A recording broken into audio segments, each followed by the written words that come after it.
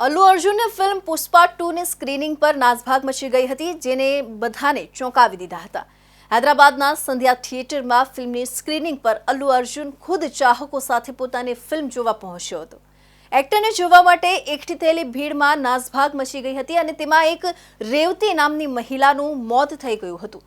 બીજી તરફ આ મહિલાનો 9 વર્ષનો પુત્ર શ્રીતેજ ગંભીર રીતે ઘાયલ થઈ ગયો હતો અને હજુ પણ તે વેન્ટિલેટર પર છે। આ મામલે પોલીસે પુષ્પા 2 સ્ટાર અલ્લુ અર્જુનની ધરપકડ પણ કરી હતી। જો કે તેને બીજા જ દિવસે જામીન મળી ગયા હતા, પરંતુ અર્જુનની ધરપકડને લઈને લોકોમાં નારાજગી છે।